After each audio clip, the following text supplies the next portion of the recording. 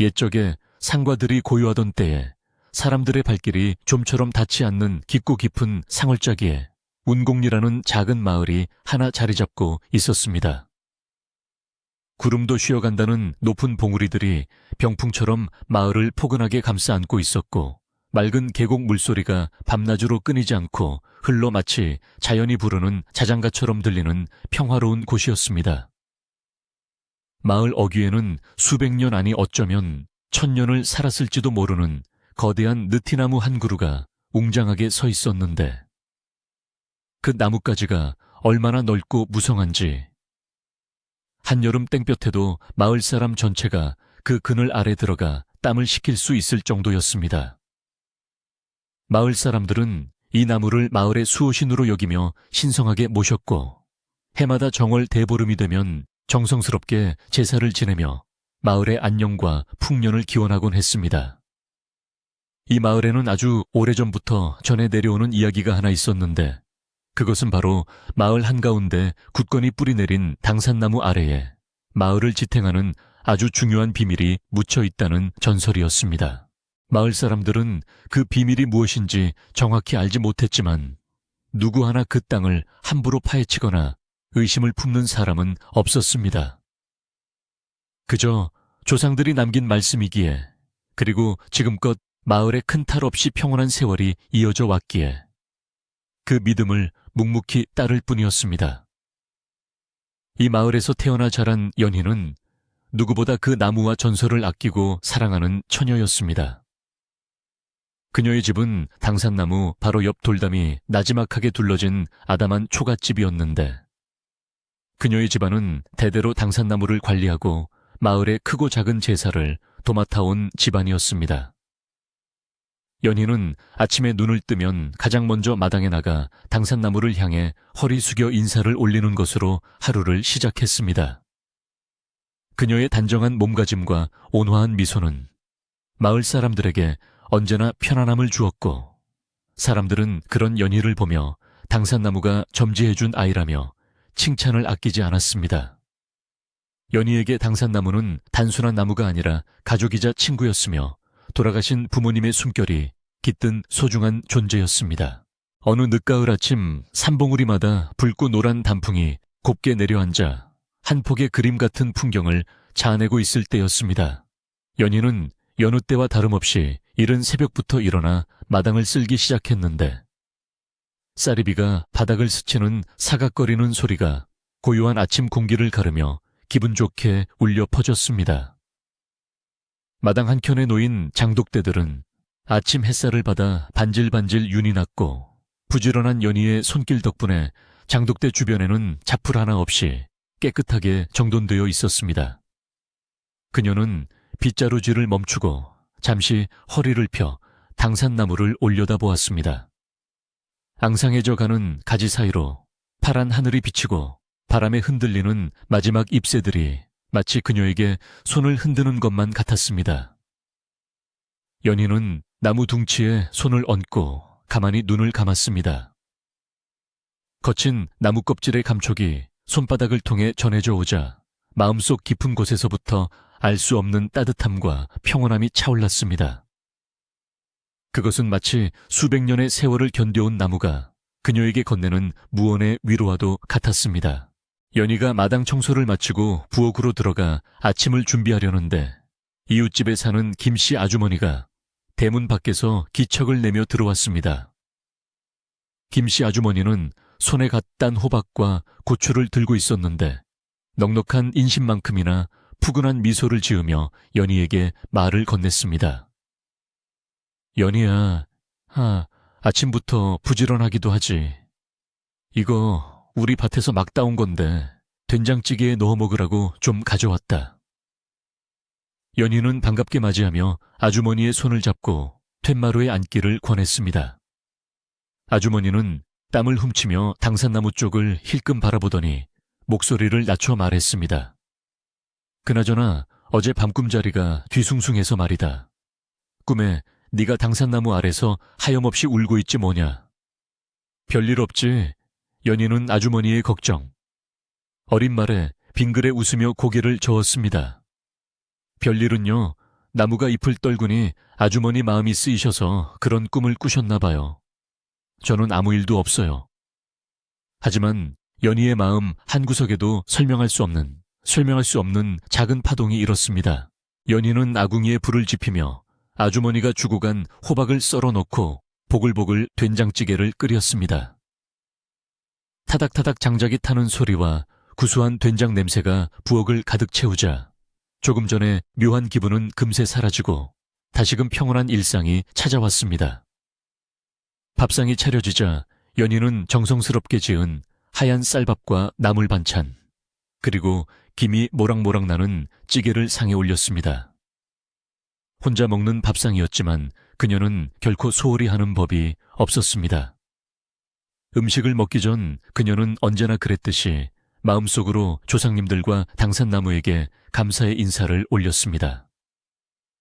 오늘도 일용할 양식을 주셔서 감사합니다. 이 마을과 저희 집을 지켜주셔서 감사합니다. 숟가락을 드는 그녀의 동작은 경건하기까지 했고 소박하지만 정성 가득한 음식들은 그녀의 몸과 마음을 건강하게 채워주었습니다. 식사를 마친 후에는 숭늉을 마시며 창밖으로 보이는 풍경을 감상하는 것이 그녀가 누리는 작은 호사였습니다. 해가 중천에 떠오르자 마을 사람들은 하나둘씩 밭으로 산으로 일터로 향했습니다. 운곡리 사람들은 욕심 없이 자연에 순응하며 살아가는 순박한 이들이었습니다. 그들은 땅을 파서 씨를 뿌리고 하늘이 주는 비와 햇볕에 의지해 농사를 지으며 거둔 만큼 감사하고 부족하면 부족한 대로 서로 나누며 살았습니다. 연희도 채비를 하고 마을 공동 우물터로 향했습니다. 우물터는 마을 아낙네들이 모여 빨래를 하고 물을 기두며 이런저런 이야기를 나누는 소통의 장이었습니다.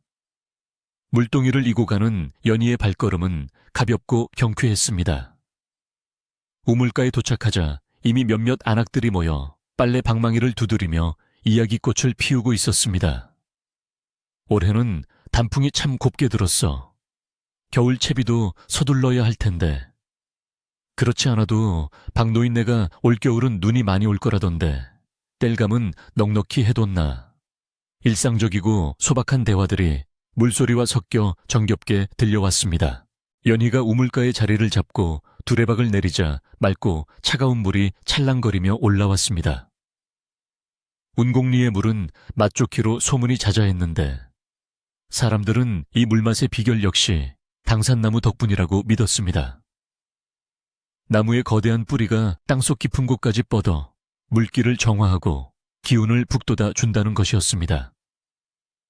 연희는 길어 올린 물을 한 모금 마셔보았습니다. 시원하고 달큰한 물맛이 목구멍을 타고 넘어가자 정신이 맑아지는 듯했습니다. 그녀는 물동이에 물을 가득 채우고 다시 집으로 향했습니다. 돌아오는 길에 만난 마을 어르신들은 연희를 볼 때마다 칭찬을 건넸습니다. 연희야 무겁지 않니 조심해서 가거라. 내 어르신 날씨가 차니 옷 따뜻하게 입으세요. 오가는 인사 속에 정기 듬뿍 담겨 있었습니다. 이 마을에서 연희는 모두의 딸이자 손녀와 같은 존재였습니다. 집으로 돌아온 연희는 마루에 앉아 낡은 서책을 꺼내 들었습니다. 그 책은 돌아가신 할아버지가 남긴 것으로 마을의 역사와 당산나무에 얽힌 기록들이 적혀 있는 귀한 물건이었습니다. 종이는 누렇게 바래고 글씨는 희미해졌지만 연희는 틈날 때마다 이 책을 읽으며 조상들의 지혜를 되새기곤 했습니다. 책의 한 페이지에는 다음과 같은 글귀가 적혀 있었습니다.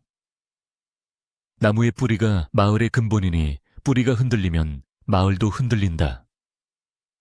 깊은 땅 속에 묻어둔 것은 재물이 아니라 마음이니 욕심으로 땅을 파헤치는 자는 화를 입을 것이다. 연희는 이 구절을 읽을 때마다 가슴이 서늘해짐을 느꼈습니다. 그것은 단순한 경고가 아니라 후손들에게 남기는 간곡한 당부였기 때문입니다. 그녀는 책을 덮고 당산나무를 바라보며 다짐했습니다. 제가 지킬게요. 무슨 일이 있어도 할아버지와의 약속을 지킬게요. 오후가 되자 상하늘이 길어지며 마을에 어둠이 내리기 시작했습니다. 깊은 상월의 해는 유난히 짧아서 사람들은 서둘러 하루 일과를 정리하고 집으로 돌아갔습니다. 굴뚝마다 저녁 밥 짓는 연기들이 모락모락 피어오르고 구수한 밥 냄새가 골목길을 채워왔습니다. 연희도 저녁 준비를 위해 텃밭에서 배추 몇 포기를 뽑았습니다. 싱싱한 배추는 서리를 맞아 단맛이 잔뜩 들어 있었습니다. 그녀는 배추를 다듬으며 문득 오늘 아침 김씨 아주머니가 했던 말이 떠올랐습니다. 꿈짜리 이야기. 별것 아닌 미신이라 치부할 수도 있었지만 왠지 모르게 자꾸만 마음이 쓰이는 것은 어쩔 수 없었습니다. 혹시라도 마을에 좋지 않은 일이 생기려는 징조는 아닐까 하는 막연한 불안감이 그녀의 마음 한구석에 자리 잡았습니다. 하지만 그녀는 고개를 세차게 흔들며 불안한 생각을 떨쳐내려 애썼습니다. 저녁 식사를 마친 연희는 호롱불 아래 앉아 바느질을 시작했습니다. 낡은 옷을 기워 입고 구멍난 양말을 꿰매는 일은 그녀에게 익숙한 일상이었습니다. 한 땀 한 땀 정성을 다해 바늘을 움직이다 보니 어느새 밤이 깊었습니다. 밖에서는 풀벌레 소리마저 잦아들고 가끔씩 바람이 불어와 문풍지를 떠는 소리만 들릴 뿐이었습니다. 연희는 바느질감을 내려놓고 방문을 열어 밤하늘을 올려다보았습니다. 쏟아질 듯 가득한 별들이 보석처럼 반짝이고 있었고 은하수가 강물처럼 흐르고 있었습니다. 도시에서는 결코 볼 수 없는 장관이었습니다. 그녀는 밤하늘의 별을 보며 돌아가신 부모님을 생각했습니다. 두 분은 항상 그녀에게 정직하고 성실하게 살라고 가르치셨습니다. 그리고 무엇보다 이 마을과 당산나무를 소중히 여기라고 당부하셨습니다. 연희에게 그 가르침은 삶의 지표이자 흔들리지 않는 뿌리와도 같았습니다. 그때 마을 어귀에서 개 짖는 소리가 요란하게 들려왔습니다. 평소에는 짖는 일이 거의 없는 순한 개들이라 연희는 의아한 생각이 들었습니다. 이 밤중에 누가 마을을 찾아왔나? 그녀는 귀를 기울여 보았지만 개 짖는 소리는 금세 잦아들었고 다시 고요한 정막만이 감돌았습니다. 산짐승이 내려왔다가 돌아갔거니 생각하며 그녀는 방문을 닫았습니다. 하지만 그녀는 알지 못했습니다. 그 개 짖는 소리가 앞으로 마을에 닥쳐올 거대한 파란의 예고편이라는 사실을 말입니다. 운곡리에 평화로운 밤공기 속에 미세한 균열이 생기기 시작한 것입니다. 연희는 잠자리에 들었지만 왠지 모르게 잠이 오지 않아 뒤척였습니다. 밖에서 들리는 바람 소리가 유난히 구슬프게 느껴졌습니다. 그녀는 이불을 머리까지 끌어올리며 마음속으로 기도를 올렸습니다. 내일도 부디 평온한 하루가 되게 해주세요. 다음날 아침 마을 분위기가 평소와 달랐습니다. 마을 회관 앞 평상에 사람들이 삼삼오오 모여 웅성거리고 있었는데 그들의 표정에는 호기심과 경계심이 뒤섞여 있었습니다. 연희가 다가가자 사람들이 길을 터주며 그녀를 반겼지만 대화의 주제는 멈추지 않았습니다. 글쎄, 읍내에서 웬 낯선 사내가 우리 마을을 찾아왔다지 뭔가. 옷차림이 번드르르한 게 보통 사람은 아닌 것 같던데. 박노인네 집으로 들어갔다던데 무슨 일일까? 연희는 사람들의 이야기를 들으며 어젯밤 개 짖는 소리의 원인이 그 낯선 방문객이었음을 직감했습니다. 수십 년 동안 외부인의 발길이 거의 없었던 이 외딴 마을에 낯선 이의 등장은 그 자체만으로도 큰 사건이었습니다. 연희는 불안한 마음을 감추고 사람들에게 물었습니다. 누구라고 하던가요? 친척분이신가요? 그러자 한 아주머니가 대답했습니다. 박노인네, 먼 친척이라는데 아주 오래전에 도시로 나갔던 집안 자손이라나 뭐라나. 연희는 박노인 댁으로 향하는 시선을 거두고 집으로 돌아왔지만 마음은 여전히 어수선했습니다. 박노인은 마을에서 가장 연장자이자 마을의 대소사를 결정하는 어른이었습니다. 그런 분의 댁에 찾아온 손님이라면 예의를 갖춰 대접해야 마땅하지만 왠지 모를 불길함이 그녀의 등을 떠밀었습니다. 그녀는 마당에 서서 당산나무를 올려다보았습니다. 나무는 여전히 묵묵히 그 자리를 지키고 있었지만 오늘따라 나무집 흔들리는 소리가 심상치 않게 들렸습니다. 마치 다가올 폭풍우를 예감하고 몸을 떠는 것처럼 말입니다. 연희는 나무 둥치를 쓰다듬으며 속삭였습니다. 괜찮아, 아무 일 없을 거야. 하지만 그녀의 손끝은 미세하게 떨리고 있었습니다. 마을에 감돌기 시작한 낯선 공기는 수백 년간 지켜온 비밀의 문을 두드리는 불청객의 노크 소리와도 같았습니다. 오후가 되자 소문의 주인공이 마을을 돌아다니기 시작했습니다. 그는 말끔한 양복 차림에 반짝이는 구두를 신고 있었는데 흙먼지 날리는 시골길과는 전혀 어울리지 않는 모습이었습니다. 그는 만나는 사람마다 살갑게 인사를 건네며 자신을 기수라고 소개했습니다. 안녕하십니까, 어르신. 제가 이번에 사업차 잠시 쉬러 이곳에 왔습니다. 공기가 참 좋네요. 그의 말투는 세련되고 정중했지만 눈빛에는 어딘가 모르게 탐욕스러운 기운이 서려 있었습니다. 그는 마을 이곳저곳을 둘러보며 특히 당산나무 주변을 유심히 관찰했습니다.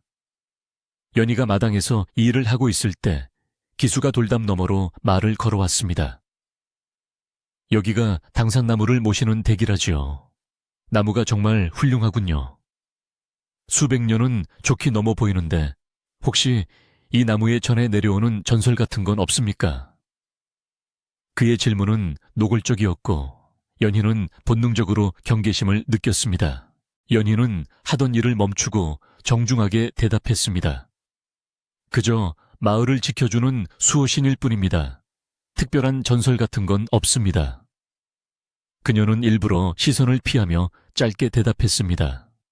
하지만 기수는 물러서지 않고 집요하게 물었습니다. 에이, 이런 깊은 산골에 저런 거목이 있으면 을의 보물이 묻혀 있다거나 하는 이야기가 있기 마련인데 제가 도시에서 듣기로는 이 마을 터가 예사롭지 않다고 하더군요. 그의 말 속에는 뼈가 있었습니다. 그는 이미 무언가를 알고 왔거나 아니면 헛된 소문을 믿고 이곳까지 찾아온 것이 분명했습니다. 연희는 단호한 목소리로 말했습니다. 저희 마을은 가난하지만 마음 많은 부자인 사람들이 사는 곳입니다. 재물 같은 건 없습니다. 기수는 연희의 단호한 태도에 묘한 미소를 지으며 한 발 물러섰습니다. 아, 그렇군요. 제가 실례했습니다. 워낙 나무가 신비로워 보여서 그만. 그는 돌아섰지만 그의 뒷모습은 먹이를 노리는 짐승처럼 음흉해 보였습니다. 그날 밤 마을 회관에는 평소보다 많은 사람들이 모여들었습니다. 기수가 사람들에게 막걸리와 고기를 대접하며 잔치를 벌인 것입니다. 순박한 마을 사람들은 오랜만에 맛보는 기름진 음식과 술에 기분이 좋아져 경계심을 풀고 기수와 어울렸습니다. 기수는 술잔이 돌자 교묘하게 화제를 당산나무와 보물 이야기로 돌렸습니다. 여러분, 도시에서는 이런 땅을 그냥 두지 않습니다. 개발하면 큰 돈이 될 텐데 혹시 나무 아래 옛날 양반들이 묻어둔 금괴라도 있지 않을까요? 사람들은 처음에는 웃어넘겼지만 기수의 화려한 언변과 돈 이야기에 조금씩 귀를 기울이기 시작했습니다. 내 말이 거짓말 같습니까? 옛날 문헌에 보면 이 산세가 금맥이 흐르는 자리라고 합디다. 술기운이 오른 몇몇 젊은이들의 눈빛이 흔들리기 시작했습니다. 평생 흙만 파먹고 살아온 그들에게 일확천금이라는 단어는 거부할 수 없는 유혹이었습니다. 연희는 회관에 가지 않고 집에서 홀로 그 소란스러운 소리를 듣고 있었습니다. 바람을 타고 들려오는 왁자지껄한 웃음소리가 오늘따라 거슬리게 느껴졌습니다. 그녀는 당산나무 아래에 촛불을 켜고 정화수를 떠놓았습니다. 흔들리는 촛불을 보며 그녀는 간절히 빌었습니다. 사람들의 눈이 욕심에 멀지 않게 해주세요. 이 마을의 평화를 지켜주세요. 그녀의 기도는 밤새도록 이어졌습니다. 하지만 이미 마을에는 보이지 않는 독버섯처럼 욕심의 씨앗이 뿌려지고 있었습니다. 기수라는 낯선 이방인이 가져온 달콤한 독은 마을 사람들의 마음속 깊은 곳에 잠재되어 있던 욕망을 자극하며 서서히 퍼져나가고 있었습니다. 마을을 지탱하던 끈끈한 유대감과 믿음이 시험대에 오르는 순간이었습니다. 밤이 깊어 회관의 불이 꺼지고 사람들이 비틀거리며 집으로 돌아갈 때 연희는 돌담 너머로 기수가 당사나무 주위를 서성이는 모습을 목격했습니다. 그는 주머니에서 무언가를 꺼내 땅을 찔러보기도 하고 나무 둥치를 두드려 보기도 했습니다. 달빛 아래 비친 그의 그림자는 기괴하게 일그러져 마치 악령이 춤을 추는 듯 했습니다. 연희는 숨을 죽이고 그 모습을 지켜보았습니다. 가슴이 콩닥콩닥 뛰고 손에 땀이 쥐어졌습니다. 저 사람이 정말로 나무를 해치려나 봐. 그녀는 두려움과 분노가 동시에 솟구쳤습니다. 당장이라도 달려나가 소리치고 싶었지만 그랬다가는 오히려 그를 자극할까봐 꾹 참았습니다. 그녀는 내일 날이 밝는 대로 박노인 어르신을 찾아가 상의해야겠다고 결심했습니다. 이 마을에서 기수의 검은 속내를 꿰뚫어보고 막아줄 사람은 박노인뿐이라 생각했기 때문입니다. 다음 날 새벽 연희는 누구보다 일찍 일어나 박노인의 집으로 향했습니다. 안개가 자욱하게 낀 새벽길을 걸으며 그녀는 할 말을 정리했습니다. 박노인의 집 대문은 굳게 닫혀 있었지만 안에서 기침소리가 들려왔습니다. 어르신, 연희입니다. 긴히 드릴 말씀이 있어 왔습니다. 잠시 후 문이 열리고 박노인이 수척한 얼굴로 나왔습니다. 이른 아침부터 무슨 일이냐? 연희는 어젯밤 목격한 기수의 행동과 마을 사람들의 동요에 대해 상세히 이야기했습니다. 박노인은 곰방대를 입에 물고 연희의 말을 묵묵히 들었습니다. 그의 미간에는 깊은 주름이 패여 있었고 눈빛은 근심으로 가득 차 있었습니다. 이야기를 다 듣고 난 박노인은 한참 동안 침묵하다가 무겁게 입을 열었습니다. 올 것이 왔구나. 내 그놈이 왔을 때부터 심상치 않다 여겼지. 박노인은 연희를 데리고 마루에 앉아 옛날 이야기를 꺼냈습니다. 연희야, 네가 알다시피 우리 마을은 이 나무 덕분에 살아왔다. 하지만 사람들은 배가 부르면 옛 은혜를 잊기 마련이지. 기수 그놈은 사람들의 그 틈을 파고드는 개야. 박노인의 목소리에는 세월의 무게와 안타까움이 묻어났습니다. 내가 마을 사람들을 설득해보마. 하지만 이미 욕심에 눈이 먼 자들을 되돌리기는 쉽지 않을 게다. 너도 마음 단단히 먹어야 한다. 연희는 박노인의 말에 고개를 끄덕였습니다. 네, 어르신. 저는 무슨 일이 있어도 나무를 지킬 거예요. 그것이 제 운명인 것 같아요. 박노인은 연희의 굳은 결의를 보며 흐뭇한 미소를 지었지만 그 미소 뒤에는 여전히 짙은 그림자가 드리워져 있었습니다. 두 사람은 다가올 시련을 예감하며 서로를 위로했습니다.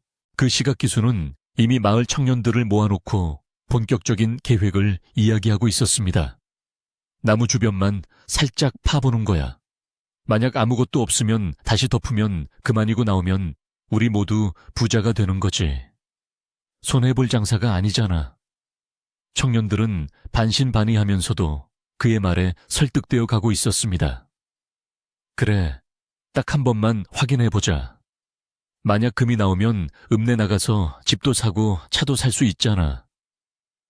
욕망의 속삭임은 달콤했고 이성은 마비되어 갔습니다. 마을을 감싸고 있던 고요한 평화는 깨지고 대신 탐욕과 불신의 기운이 감돌기 시작했습니다. 연희의 집 마당에 서 있는 당산나무만이 모든 것을 지켜보며 말없이 서 있었습니다. 그 나무집들은 바람에 서글프게 울었고 뿌리는 땅을 더욱 단단히 움켜쥐며 다가올 충격에 대비하고 있었습니다. 운공리의 운명이 걸린 긴 싸움이 이제 막 시작되려 하고 있었습니다. 어느새 운공리에 불어오는 바람의 결이 달라져 있었습니다. 맑고 상쾌하던 산바람 대신 사람들의 마음을 들뜨게 하고 불안하게 만드는 묘한 기운이 마을 전체를 감싸고 돌았습니다. 기수가 마을에 들어온 지 불과 며칠이 지나지 않았지만 그의 입에서 나온 달콤한 말들은 마치 전염병처럼 번져나가 순박하던 마을 사람들의 마음을 병들게 하고 있었습니다. 아침 일찍 밭으로 나가 땀 흘려 일하던 사람들의 발길은 이제 마을 회관이나 기수가 머무는 사랑방으로 향했고, 그곳에서는 농사일 이야기 대신 일확천금을 노리는 헛된 공상들이 피어오르고 있었습니다. 마을 어귀에 정자나무 아래 모인 사람들은 삼삼오오 짝을 지어 소공어렸고, 그들의 눈빛은 예전의 평온함을 잃고 무언가에 홀린 듯 번들거렸습니다. 연희는 아침마다 마당을 쓸며 달라진 마을의 공기를 피부로 느낄 수 있었고, 그럴 때마다 가슴 한구석이 꽉 막힌 듯 답답해져 왔습니다. 기수는 아주 교묘한 사람이었습니다. 그는 대놓고 땅을 파자고 선동하는 대신 사람들의 호기심과 욕망을 자극하는 방식을 택했습니다. 그는 마을 청년들에게 술을 사주며 은근슬쩍 낡은 지도 한 장을 보여주었는데, 그 지도에는 운곡리 지형과 비슷한 그림 위에 붉은색 표시가 선명하게 찍혀 있었습니다. 이게 우리 집안 대대로 내려오는 보물지도네. 옛날에 난리가 났을 때 한양의 거부들이 재산을 싸들고 피난을 가다가 이 깊은 상골에 묻어두고는 끝내 찾지 못했다는 기록이 있어. 기수의 말은 그럴듯하게 들렸습니다. 청년들은 침을 꼴깍 삼키며 지도와 당산나무를 번갈아 쳐다보았고, 그들의 머릿속에서는 이미 금덩이를 캐내어 떵떵거리는 부자로 사는 미래가 그려지고 있었습니다.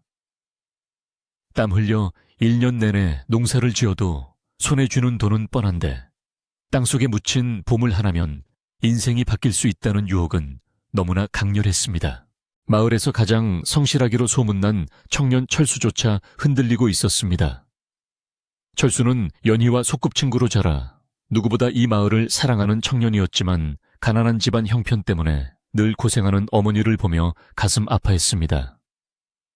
기수는 그런 철수의 약점을 파고들었습니다. 철수야, 네가 언제까지 흙바닥만 기면서 살래? 어머니 호강 한번 시켜드려야지. 눈 딱 감고 한번 확인만 해보는 거야. 없으면 그만이고 있으면 대박이잖아. 기수의 속삭임은 철수의 효심을 자극했고, 결국 철수는 낙과 호미를 던져두고 삽자루를 만지작거리는 날이 늘어갔습니다. 연희가 밭에서 일하는 철수를 찾아가, 철수야, 요즘 왜 밭에 안 나와? 가을 거디가 코앞인데 이러면 안 되잖아. 라고 타일러 보았지만 철수는 연희의 눈을 피하며 퉁명스럽게 대꾸했습니다. 너는 몰라. 평생 이렇게 살아봤자 남는 건 빚뿐이야. 기수형 말이 맞을 수도 있어. 연희는 변해버린 친구의 모습에 가슴이 무너져 내리는 것 같았습니다. 마을 아낙네들의 마음도 술렁이기는 마찬가지였습니다. 우물가에 모인 아낙들은 빨래를 하면서도 온통 보물 이야기뿐이었습니다. 옆집 순이 엄마 들었어. 그 나무 밑에 금송아지가 묻혀 있을지도 모른대. 에이, 설마 그런 게 있겠어. 그래도 혹시 모르잖아. 기수 양반이 도시에서 공부도 많이 한 사람이라는데 헛소리할 사람은 아닌 것 같고. 처음에는 말도 안 되는 소리라며 손사래를 치던 사람들도 너도 나도 보물 이야기를 하다 보니 어느새 그것이 기정사실인 양 믿게 되었습니다. 이제 당산나무는 마을을 지켜주는 수호신이 아니라 그저 깔고 앉은 돈방석이자 욕망의 대상으로 전락해버리고 말았습니다. 사람들은 나무 그늘 아래서 휴식을 취하는 대신 탐욕스런 눈길로 나무뿌리 근처를 흘끔거리며 어디를 파보면 좋을지 가늠해 보곤 했습니다. 연희는 우물가에서 그런 이야기를 들을 때마다 황급히 자리를 피했고, 집에 돌아와서는 나무를 껴안고 미안하다는 말을 되뇌었습니다. 그러던 어느 날 오후 기수가 사람들을 데리고 당산나무 근처로 몰려왔습니다. 그는 손에 긴 쇠막대기를 들고 있었는데 땅속을 찔러 보물이 묻혀 있는지 확인하는 도구라고 했습니다. 자, 여러분, 여기를 한번 보십시오. 나무 뿌리가 뻗어나간 모양새가 기이하지 않습니까? 풍수지리로 볼 때 여기가 바로 기운이 응집된 명당입니다. 이 아래 무언가 있는 게 틀림없습니다. 기수는 현란한 말솜씨로 사람들을 현혹했고 구경 나온 마을 사람들은 고개를 끄덕이며 동조했습니다. 개 중에는 당장이라도 삽을 들고 땅을 파고 싶어 안달이 난 사람들도 있었습니다. 연희는 대문 밖으로 나와 그 광경을 목격하고는 더 이상 참을 수 없었습니다. 그녀는 떨리는 다리를 부여잡고 사람들 앞으로 나아가 외쳤습니다. 다들 그만하세요. 여기가 어떤 곳인지 잊으셨나요? 조상님들이 모시던 신성한 나무예요. 함부로 건드리면 천벌을 받아요. 그녀의 목소리는 두려움에 떨리고 있었지만 눈빛만은 결연했습니다. 하지만 마을 사람들의 반응은 싸늘했습니다. 예전 같으면 연희의 말에 귀를 기울여 주었을 이웃들이었지만 이미 욕심에 눈이 먼 그들에게 연희의 호소는 낡은 미신에 사로잡힌 철없는 소리로만 들렸습니다. 한 청년이 비아냥거리며 말했습니다. 연희야, 지금이 어느 시대인데 천벌 타령이니 미신 좀 그만 믿어라. 우리가 잘 살아보자고 하는 일인데 왜 초를 쳐? 기수 역시 거들먹거리며 나섰습니다. 아가씨, 이 마을이 발전하려면 낡은 관습은 버려야 합니다. 나무가 밥 먹여줍니까? 돈이 있어야 밥도 먹고 병원도 가고 하는 겁니다. 기수의 말에 몇몇 사람들이 올소하며 맞장구를 쳤습니다. 연희는 고립된 섬처럼 사람들 속에 홀로 서서 눈물을 글썽겼습니다. 수십 년을 함께 살아온 이웃들이 이렇게 낯설고 무섭게 느껴진 적은 처음이었습니다. 그녀는 억울하고 분한 마음에 입술을 꽉 깨물었지만 다수에게 맞서기에는 역부족이었습니다. 바로 그때 인파 뒤쪽에서 지팡이 짚는 소리가 쿵쿵 울려 퍼졌습니다. 이놈들 다들 제정신이냐? 우렁차고 서슬퍼런 호통 소리에 사람들의 시선이 일제히 뒤로 쏠렸습니다. 그곳에는 마을의 최고 어른인 박 노인이 서 있었습니다. 평소 거동이 불편해 집 밖 출입을 잘 하지 않던 박 노인이었지만 마을이 돌아가는 꼴을 더는 두고 볼 수 없어 아픈 몸을 이끌고 나온 것이었습니다. 박 노인의 등장은 소란스럽던 분위기를 일순간에 잠재웠습니다. 그의 백발은 바람에 흩날리고 있었고 깊게 패인 주름 사이로 보이는 눈빛은 형형하게 빛나고 있었습니다. 그는 비틀거리는 걸음으로 천천히 당산나무 앞으로 걸어왔습니다. 사람들은 박 노인의 기세에 눌려 슬금슬금 뒷걸음질을 쳤고 기수조차 당황한 기색이 역력했습니다. 박 노인은 나무 앞에 서서 거친 숨을 몰아쉬며 사람들을 하나하나 둘러보았습니다. 너희들이 정녕 이 나무 밑을 파헤치겠단 말이냐? 박 노인의 목소리는 낮지만 힘이 있었습니다. 이 나무가 어떤 나무인지 다 잊었어. 임진왜란 때 외놈들이 쳐들어와 마을을 불지르려 할 때도 6.25 전쟁통에 폭격이 떨어질 때도 이 나무만이 살아남아 우리 마을을 지켜줬다. 너희 조부모 부모들이 배고파 굶어 죽을 지경일 때 이 나무 껍질을 벗겨 먹으며 연명했어. 그런 나무를 고작 금붙이 몇 개 찾겠다고 뿌리를 드러내겠다고. 박 노인은 지팡이로 땅을 힘껏 내리쳤습니다. 흙먼지가 피어오르고 사람들은 고개를 숙였습니다. 그의 말은 마을 사람들의 잊혀진 양심을 찌르는 송곳과도 같았습니다. 어린 시절 나무 아래서 뛰어놀던 기억, 부모님 손을 잡고 제사를 지내던 기억들이 사람들의 머릿속을 스치고 지나갔습니다. 잠시나마 탐욕에 가려져 있던 옛 추억과 경외심이 꿈틀거리기 시작했습니다. 하지만 기수는 쉽게 물러서지 않았습니다. 그는 박 노인을 향해 짐짓 존경하는 척하며 비아냥거렸습니다. 어르신 말씀도 일리는 있습니다. 하지만 과거에 얽매여 미래를 포기할 수는 없지 않습니까? 나무 하나쯤 옮겨 심거나 가지 좀 치는 게 뭐 그리 대수라고 그러십니까? 세상은 변했습니다, 어르신. 기수의 말은 교묘하게 젊은 층의 반발심을 자극했습니다. 박노인은 기수를 노려보며 단호하게 말했습니다.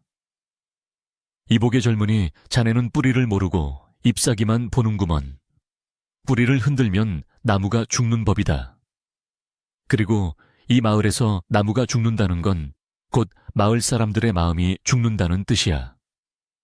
마음이 죽은 마을에 돈이 산더미처럼 쌓인들 무슨 소용이 있겠나. 박노인의 말은 단순한 경고가 아니라 자연의 이치를 꿰뚫는 현자의 가르침이었습니다. 연희는 박노인의 말 한마디를 가슴에 새기며 그 옆에 바짝 다가섰습니다. 상황이 팽팽하게 대치되자 마을 분위기는 더욱 험악해졌습니다. 박노인의 일갈의 부끄러움을 느낀 노인들은 슬그머니 자리를 피하거나 기수에게 눈총을 보냈지만 젊은 청년들은 여전히 미련을 버리지 못했습니다. 철수가 머뭇거리며 나섰습니다. 어르신, 하지만 정말 보물이 있으면 우리 마을도 좀 잘 살 수 있잖아요. 나무를 해치지 않고 조심해서 파보면 안 될까요? 박노인은 안타까운 눈빛으로 철수를 바라보았습니다. 철수의 욕심은 구멍난 독과 같아서 채우려 해도 채워지지 않는 법이다. 땅속에 묻힌 건 금이 아니라 우리 조상들의 염원이다. 그걸 건드리는 순간 화가 미칠 게야. 철수는 박노인의 간곡한 만류에 입을 다물었지만 그 표정에는 여전히 불만과 갈등이 남아 있었습니다. 기수는 이 틈을 놓치지 않고 사람들을 다시 부추겼습니다. 걱정 마십시오.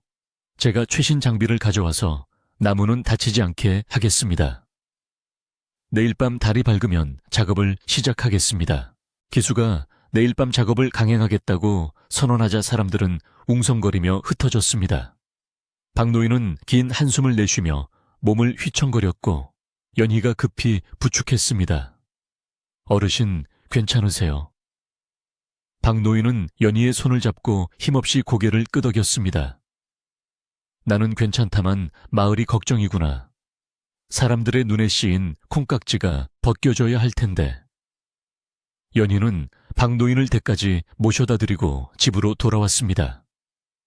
해가 지고 어둠이 깔리자 마을은 쥐 죽은 듯 고요했지만 그 고요함 속에는 언제 폭발할지 모르는 긴장감이 도사리고 있었습니다. 집집마다 불은 꺼지지 않았고 사람들은 내일 벌어질 일에 대해 이야기하느라 밤잠을 설치고 있었습니다. 연희는 마당에 나와 촛불을 켜고 기도를 올렸습니다. 제발 마을 사람들의 마음을 돌려달라고, 이 나무를 지켜달라고 간절히 빌고 또 빌었습니다. 그날 밤부터 마을에는 이상한 징조들이 나타나기 시작했습니다. 평소에는 밤이면 잠잠하던 바람이 거칠게 불어와 창문을 덜컹거리게 했고 뒷산에서는 부엉이와 까마귀들이 떼를 지어 기이한 울음소리를 내며 날아다녔습니다. 마을 개들은 허공을 보고 지저대거나 꼬리를 말고 구석으로 숨어들었고 소들은 외양간에서 불안하게 발을 구르며 음매음매 울어댔습니다. 마치 짐승들이 먼저 다가올 재앙을 감지하고 공포에 떠는 것 같았습니다. 연희는 방문을 열고 밖을 내다보았습니다. 밤하늘에는 먹구름이 잔뜩 끼어 달빛조차 희미했고 당산나무 가지들은 미친 듯이 춤을 추며 기괴한 그림자를 마당에 들이우고 있었습니다. 쏴 하는 나무집 소리가 오늘따라 비명처럼 들려 연희는 몸서리를 쳤습니다. 이것은 단순한 날씨 탓이 아니었습니다. 마을의 수호신인 당산나무가 분노하고 슬퍼하고 있음을 연희는 본능적으로 느낄 수 있었습니다. 다음 날 아침 우물가에서는 더욱 흉흉한 소문이 돌았습니다. 어젯밤 꿈에 돌아가신 시어머니가 나타나서 대성통곡을 하시더라니까. 우리 집 장독 뚜껑이 아침에 보니 깨져 있었어. 이거 무슨 불길한 징조 아니야. 안악들은 불안한 기색을 감추지 못하며 수군거렸습니다. 심지어 아침에 물을 기르러 온 사람이 우물물이 평소보다 줄어든 것 같고 물맛도 좀 비릿하다라고 말하자 공포감은 더욱 확산되었습니다. 운곡리에 자랑이던 맑은 물에 이상이 생긴다는 것은 마을의 생존과 직결된 문제였기 때문입니다. 하지만 기수는 이런 현상들조차 자신의 유리한 대로 해석했습니다. 보십시오. 땅속의 기운이 요동치고 있습니다. 보물이 세상 밖으로 나오고 싶어 안달이 난 겁니다. 이건 길조입니다, 길조. 그의 뻔뻔한 해석에 줏대 없는 몇몇 사람들은 다시 고개를 끄덕이며 안도했습니다. 연희는 우물물 한 바가지를 떠서 자세히 살펴보았습니다. 정말로 물빛이 예전처럼 투명하지 않고 약간 뿌옇게 흐려져 있었습니다. 그녀는 소름이 돋았습니다. 박노인 어르신이 말씀하셨던 뿌리가 흔들리면 마을이 흔들린다는 말이 현실로 다가오고 있는 것이었습니다. 당산나무의 뿌리는 땅속 깊은 곳 수맥과 연결되어 물을 정화하고 수량을 조절하는 역할을 하고 있었는데 사람들의 탐욕스러운 기운과 잦은 발길질 그리고 기수가 땅을 찔러본 쇠막대기 등이 미세하게나마 수맥에 영향을 미친 것이 분명했습니다. 연희는 이 사실을 사람들에게 알려야겠다고 생각했지만 이미 보물에 눈이 먼 사람들은 그녀의 말을 귀담아 듣지 않을 것이 뻔했습니다. 그녀는 다른 방법을 찾아야만 했습니다. 오늘 밤 기수가 땅을 파기 전에 무언가 확실한 증거를 찾아내거나 그들을 막아설 명분이 필요했습니다. 연희는 집으로 돌아와 할아버지가 남긴 고서들을 다시 샅샅이 뒤지기 시작했습니다. 분명 어딘가에 이 나무와 마을의 비밀, 그리고 땅속에 묻힌 것의 정체에 대한 단서가 있을 것이라 믿었습니다. 그녀는 먼지 쌓인 책들을 하나하나 넘기며 낡은 글씨들을 해독해 나갔습니다. 시간이 얼마나 흘렀을까? 수맥, 슈이모과 여과, 루구오라는 단어가 적힌 페이지에서 그녀의 손이 멈췄습니다. 그곳에는 옛 조상들이 마을의 물을 맑게 유지하기 위해 당산나무 아래 특수한 돌들을 묶고 수로를 정비했다는 기록이 흐릿하게 남아 있었습니다. 그리고 탐욕이 돌을 치우면 물이 썩고 물이 썩으면 사람이 죽는다는 무시무시한 경고문도 적혀 있었습니다. 연희의 손끝이 부들부들 떨렸습니다. 조상들이 묻어둔 비밀은 금은 보화가 아니라 바로 마을 사람들의 생명줄인 물을 지키기 위한 장치였던 것입니다.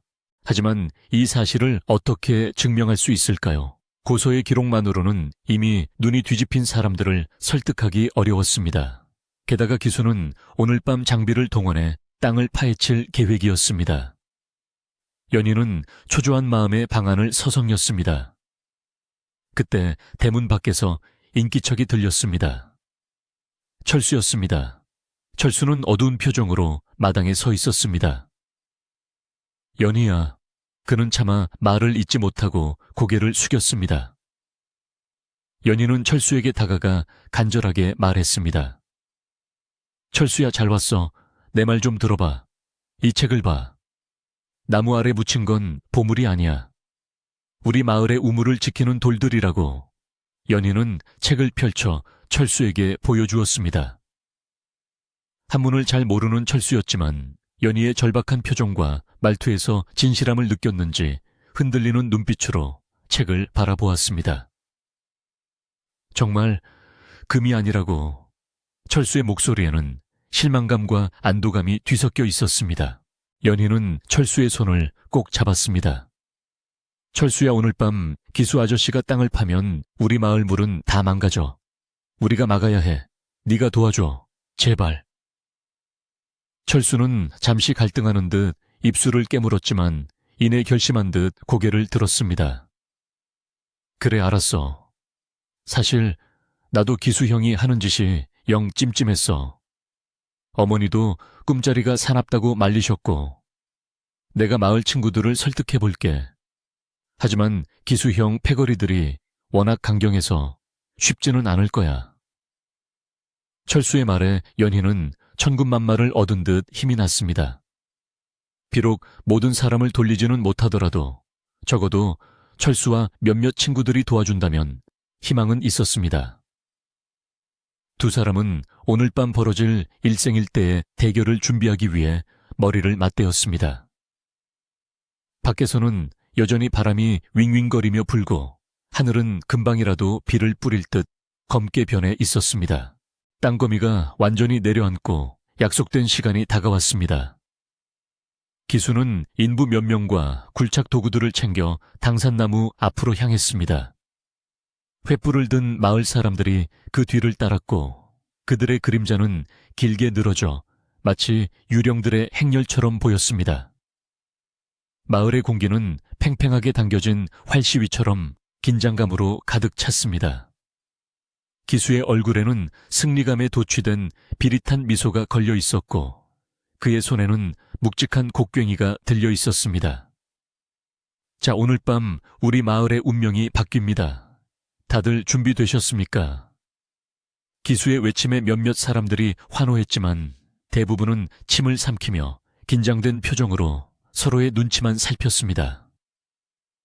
바람소리, 나무집 소리, 그리고 사람들의 거친 숨소리가 뒤섞인 가운데 운공리의 운명을 가를 밤이 시작되고 있었습니다. 연희는 집 마당에서 그 광경을 지켜보며 품속의 낡은 고소를 단단히 품었습니다. 이제 나설 차례였습니다. 밤하늘은 묵을 풀어놓은 듯 칠흑같이 어두웠고 간간히 번쩍이는 번개만이 구름 뒤에 숨은 거대한 산봉우리의 실루엣을 기괴하게 비출 뿐이었습니다. 평소라면 풀벌레 소리가 자장가처럼 들려왔을 운공리의 밤이었지만 오늘 밤은 마치 산신령이 노한 듯 거친 바람 소리가 마을 전체를 휘감고 돌았습니다. 휑한 바람은 텅 빈 논밭을 지나며 짐승의 울음 같은 소리를 내었고 집집마다 굳게 닫힌 문풍지를 사정없이 흔들어대며 사람들의 불안한 마음을 더욱 조여왔습니다. 당산나무가 있는 마을 어귀에는 수십 개의 횃불이 어지럽게 춤을 추고 있었는데 그 불빛들은 바람에 따라 위태롭게 꺼질 듯 타오르며 사람들의 얼굴을 붉고 검게 물들이고 있었습니다. 그 모습은 마치 도깨비불이 모여 춤을 추는 것 같기도 하고 무언가 불길한 의식을 치르는 집단처럼 보이기도 하여 보는 이의 등골을 오싹하게 만들었습니다.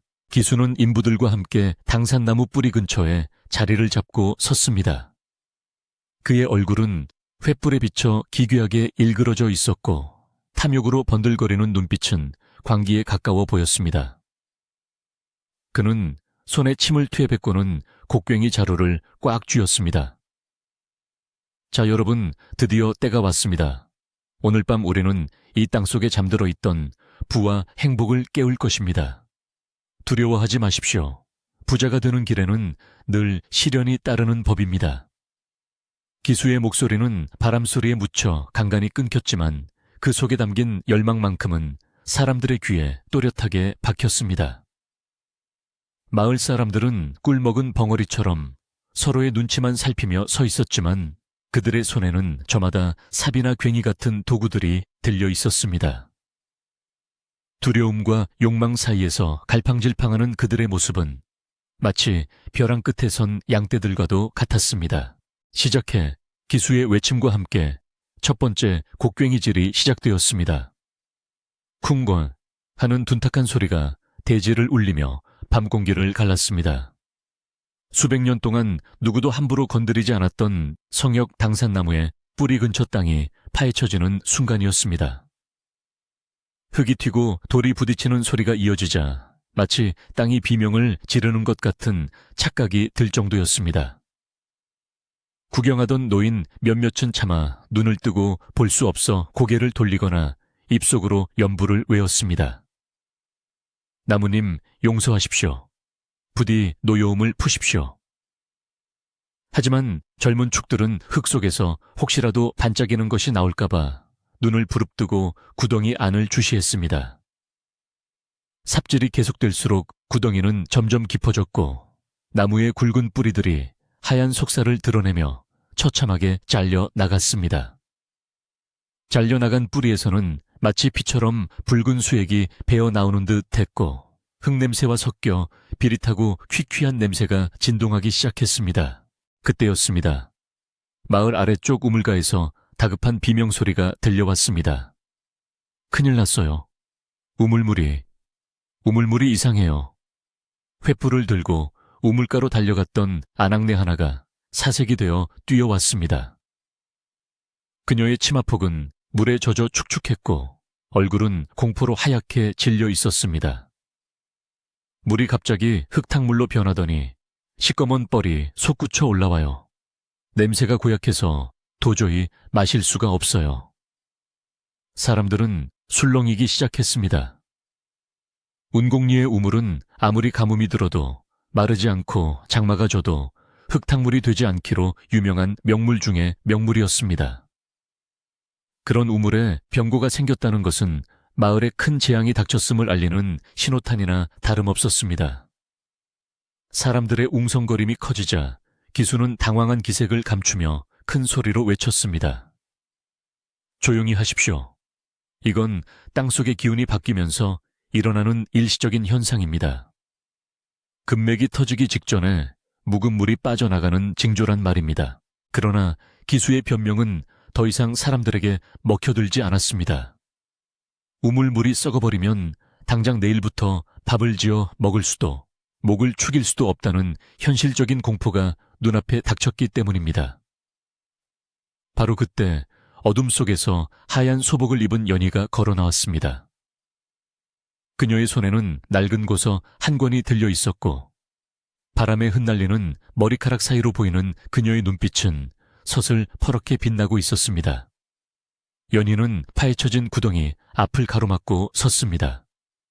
그녀의 등장은 마치 어둠을 가르는 한 줄기 빛과도 같아서 소란스럽던 좌중을 일순간 압도했습니다. 멈추세요. 당장 멈추세요.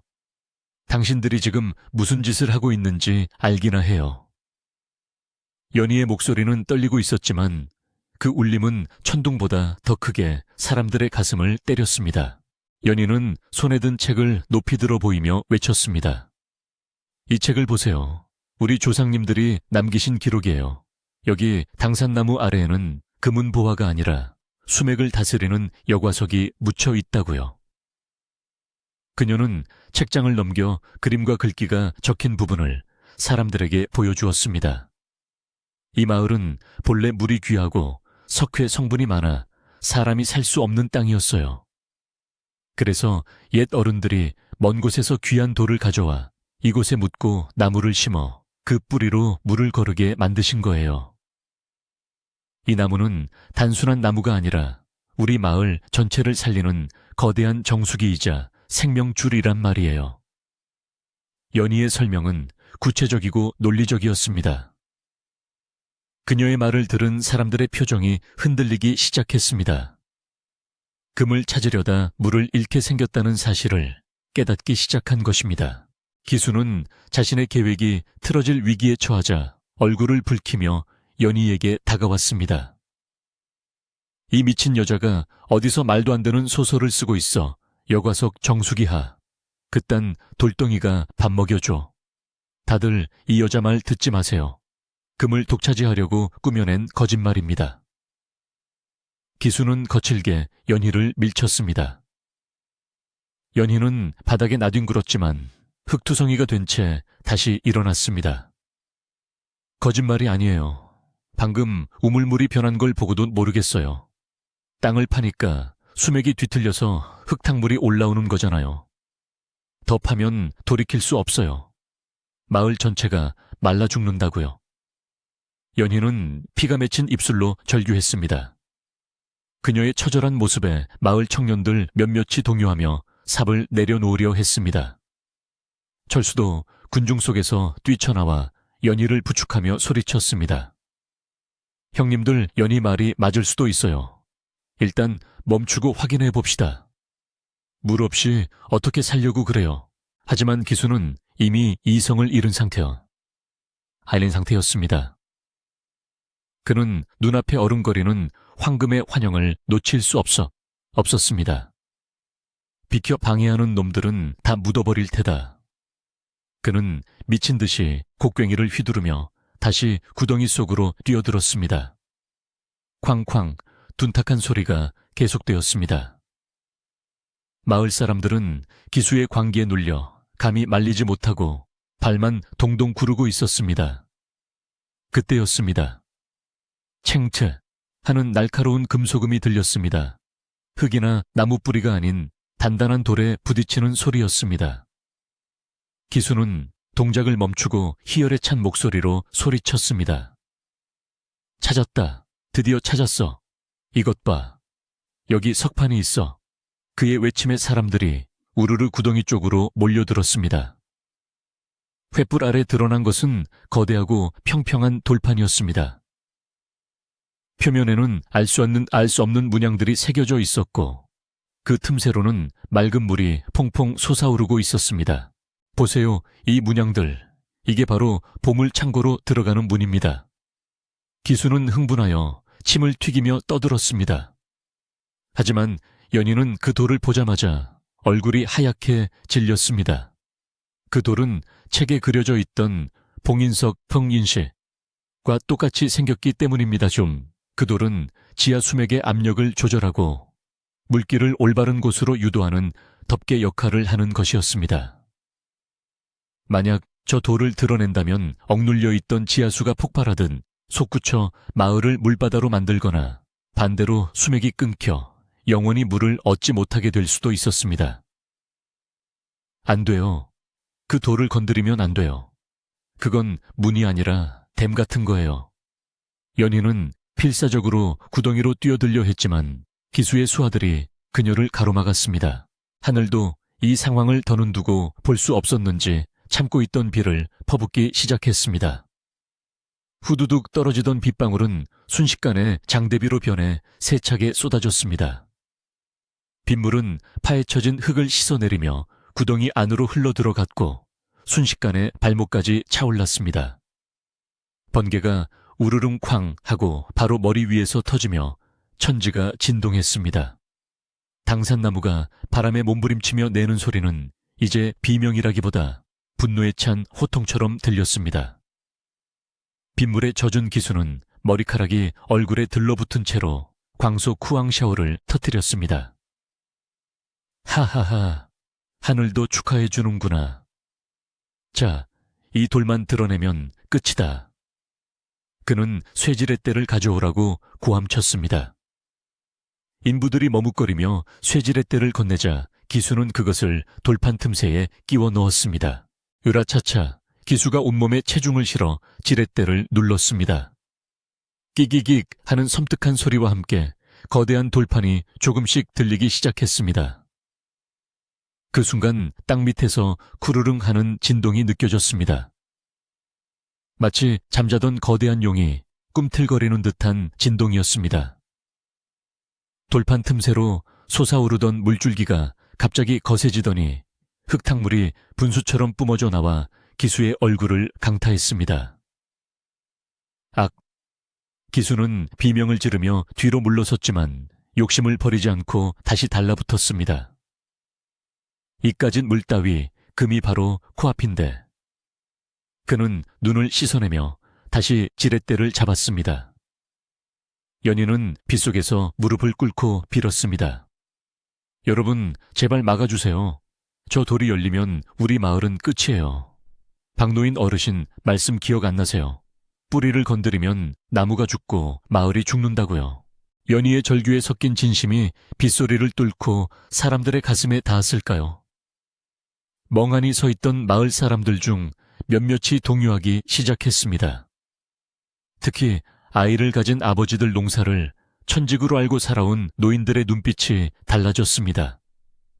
금보다 물이 돈보다 가족의 안전이 더 중요하다는 본능적인 감각이 깨어난 것입니다. 이보게 그만두게 이러다 진짜 사단 나겠어. 한 아저씨가 소리쳤습니다. 맞아, 우물물이 썩었다잖아. 저게 금이 아니면 어쩔 거야. 의심의 목소리가 하나둘 터져 나오기 시작했습니다.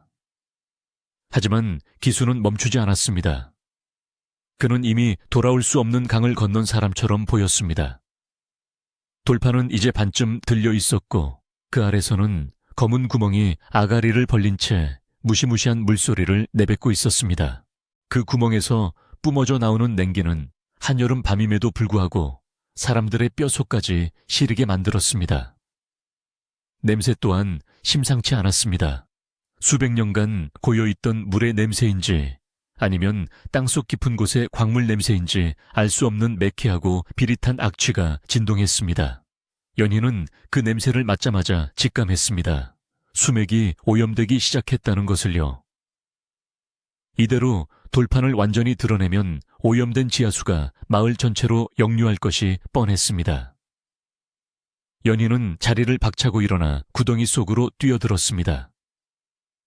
흙탕물이 허리까지 차올랐지만 그녀는 아랑곳하지 않고 기수에게 달려들어 쇠지렛 대를 잡았습니다. 안 돼, 절대 안 돼. 가냘픈 여자의 몸으로 건장한 남자의 힘을 당해낼 수는 없었지만 그녀는 죽을 힘을 다해 매달렸습니다. 이게 진짜 죽고 싶어 환장했나. 기수는 연희를 발로 차고 밀쳐내려 했지만 연희는 거머리처럼 달라붙어 떨어지지 않았습니다. 빗물과 진흙 범벅이 된 두 사람의 몸싸움은 처절했습니다. 철수와 마을 청년들이 그제야 정신을 차리고 구덩이로 뛰어들었습니다. 기수형 그만하세요. 연희 다치잖아요. 철수가 기수의 팔을 붙잡았습니다. 다른 청년들도 가세하여 기수를 뜯어말리기 시작했습니다. 상황은 아수라장이 되었습니다. 번개가 칠 때마다 사람들의 엉킨 모습이 흑백 사진처럼 번쩍이며 드러났습니다. 땅은 계속해서 울리고 구덩이 안의 물은 점점 더 빠르게 차오르고 있었습니다. 위태롭게 들려있던 돌판이 쾅 하고 다시 닫히기도 하고 지렛대에 의해 다시 들리기도 하며 불안하게 덜컹거렸습니다. 그때 하늘이 찢어지는 듯한 굉음과 함께 당산나무의 굵은 가지 하나가 벼락을 맞고 꺾여버렸습니다. 우지끈 아 하는 소리와 함께 불타는 나뭇가지가 구덩이 바로 옆으로 떨어졌습니다. 불똥이 사방으로 튀고 매캐한 연기가 피어올랐습니다. 사람들은 비명을 지르며 바닥에 엎드렸습니다. 자연이 보내는 명백한 경고였습니다. 기수조차 놀라 쇠지렛대를 놓치고 주저앉았습니다. 순간적인 정적이 흘렀습니다. 빗소리만이 요란하게 들리는 가운데 연희는 흐트러진 머리를 쓸어 넘기며 떨리는 몸을 일으켰습니다. 그녀는 쇠지렛대를 뽑아 멀리 던져버리고는 돌판 위에 엎드려 온몸으로 덮개를 눌렀습니다. 마치 어미새가 알을 품듯 그녀는 차갑고 축축한 돌판을 껴안고 울부짖었습니다. 잘못했습니다. 조상님들, 나무님 잘못했습니다. 저희의 어리석음을 용서해 주세요. 제발 노여움을 거두어 주세요. 연희의 울음 섞인 기도는 빗소리에 묻혀 희미하게 들렸지만 그 모습은 너무나 애처롭고 경건하여 보는 이들의 가슴을 먹먹하게 만들었습니다. 마을 사람들은 그제야 자신들이 무슨 짓을 저지르려 했는지 뼈저리게 깨달았습니다. 욕심에 눈이 멀어 마을의 수호신을 해치고 생명의 근원인 물길을 끊으려 했다는 사실이 벼락처럼 뇌리에 꽂혔습니다. 부끄러움과 공포가 동시에 밀려왔습니다. 기수는 멍하니 앉아 꺾인 나뭇가지와 연희를 번갈아 쳐다보며 입술을 떨었습니다. 그의 눈동자에서 탐욕의 불꽃이 사그라들고 대신 짙은 패배감과 당혹감이 자리잡기 시작했습니다. 빗줄기는 조금도 가늘어지지 않고 세차게 내리꽂혔고 구덩이 속의 연희는 흙탕물 속에 반쯤 잠긴 채 돌판을 지키고 있었습니다. 그녀의 작은 등은 빗줄기를 고스란히 받아내며 가늘게 떨리고 있었습니다. 하지만 그 누구도 그녀에게 다가가거나 말을 걸지 못했습니다. 그녀가 지키고 있는 것은 단순한 돌덩이가 아니라 마을 사람들의 잃어버린 양심이자 지켜야 할 마지막 자존심이었기 때문입니다. 어둠 속에서 마을 사람들의 흐느끼는 소리가 하나둘 들려오기 시작했습니다. 돌이킬 수 없는 죄를 지었다는 자책감이 빗물과 함께 그들의 얼굴을 타고 흘러내렸습니다. 마을은 이제 선택의 기로에 섰습니다. 이대로 파멸을 맞이할 것인가, 아니면 늦었지만 다시 바로잡을 것인가. 운곡리의 가장 길고 어두운 밤은 아직 끝나지 않았습니다. 거센 비바람이 한 차례 휩쓸고 지나간 당산나무 아래에는 무거운 침묵만이 감돌고 있었습니다. 하늘이 뚫린 듯 쏟아지던 장대비는 어느새 보슬비로 바뀌어 차분하게 대지를 적시고 있었고, 멀리서 간간히 들려오던 천둥 소리도 산 너머로 물러가고 있었습니다. 구덩이 속 흙탕물에 반쯤 몸을 담근 채 돌판을 껴안고 있던 연희는 탈진하여 어깨를 들썩이며 가쁜 숨을 몰아쉬고 있었습니다. 그녀의 옷은 진흙으로 엉망이 되었고 손발은 얼음장처럼 차가웠지만 돌판을 움켜쥔 손가락의 힘은 조금도 풀리지 않았습니다. 벼락에 꺾여나간 나뭇가지에서 피어오르는 희미한 연기, 냄새와 비에 젖은 흙내음이 뒤섞여 코끝을 찔렀습니다. 횃불은 대부분 꺼져버렸지만 구름 사이로 희미하게 드러난 달빛이 참혹하면서도 엄숙한 현장을 비추고 있었습니다. 철수와 마을 청년들이 서둘러 구덩이 안으로 들어와 연희를 부축해 일으켰습니다. 연희야, 이제 됐어. 우리가 지킬게. 어서 나오자. 철수의 목소리는 물기에 젖어 떨리고 있었습니다. 그는 자신의 옷을 벗어 덜덜 떨고 있는 연희의 어깨에 덮어주었습니다.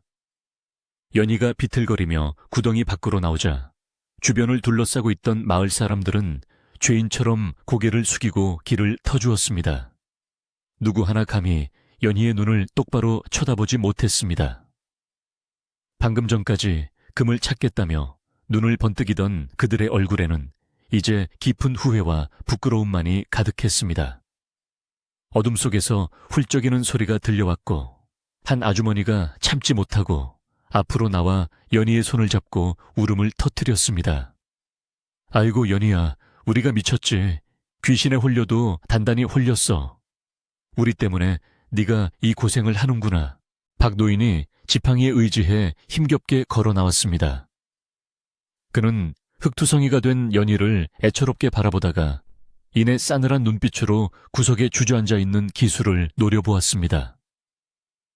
기수는 넋이 나간 사람처럼 멍하니 땅바닥만 응시하고 있었습니다. 박노인이 쩌렁쩌렁한 목소리로 꾸짖었습니다. 이복의 외지 양반, 자네 눈에는 저 돌판이 금고문으로 보였겠지만 우리 눈에는 이제야 저것이 마을의 심장으로 보이는구먼. 자네가 파헤친 것은 흙이 아니라 우리 마을 사람들의 양심이었어. 박노인은 지팡이로 드러난 돌판의 표면을 가리켰습니다.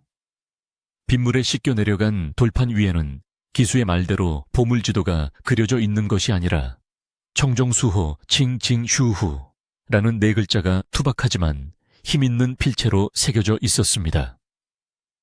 맑고 깨끗한 것을 지키고 보호한다는 뜻이었습니다. 사람들은 그 글귀를 확인하고는 탄식을 내뱉었습니다. 아, 정말이었어. 연희 말이 다 맞았어. 금이 아니라 물을 지키는 돌이었어. 사람들은 웅성거리며 자신들의 어리석음을 탓했습니다. 기수는 그제야 상황을 파악하고 비틀거리며 일어났습니다. 이건 말도 안 돼. 내 정보가 틀릴 리가 없어. 그는 여전히 미련을 버리지 못한 듯 중얼거렸지만 마을 청년들이 그를 애워싸며 험악한 표정을 지었습니다. 당신 더 험한 꼴 보기 싫으면 당장 우리 마을에서 나가시오. 당신 때문에 우리 마을이 쑥대밭이 될 뻔했어. 철수가 주먹을 꽉 쥐고 소리쳤습니다. 기수는 분위기가 심상치 않음을 느끼고 뒷걸음질을 쳤습니다. 그는 젖은 양복을 추스르며 허둥지둥 어둠 속으로 도망치듯 사라졌습니다. 그의 뒷모습은 처음 마을에 들어올 때의 당당함은 온데간데 없이 초라하고 비굴하기 짝이 없었습니다. 기수가 사라지자 마을에는 다시금 평화가 찾아오는 듯 했습니다. 하지만 아직 해결해야 할 일이 남아 있었습니다. 파헤쳐진 땅을 메우고 흔들린 돌판을 다시 단단히 고정해야 했습니다. 박노인이 말했습니다. 자, 넋 놓고 있을 때가 아니다. 비가 더 오기 전에 저 구덩이를 메워야 해.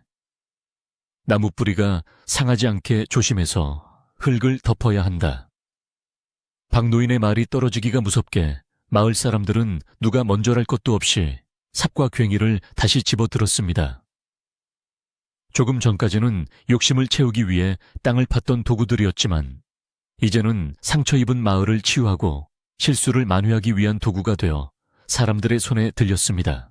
영차 사람들은 구령을 붙여가며 흙을 퍼 날랐습니다. 청년들은 굵은 돌들을 골라내고 고운 흙을 먼저 뿌리 근처에 채웠고 노인들은 곁에서 등불을 밝혀주며 응원했습니다. 아낙네들은 빗물에 떠내려간 흙을 다시 모아오며 힘을 보탰습니다. 비에 젖은 흙은 무거웠지만 아무도 힘들다는 내색을 하지 않았습니다. 오히려 땀과 빗물이 뒤섞인 얼굴에는 묘한 안도감과 결속력이 피어오르고 있었습니다.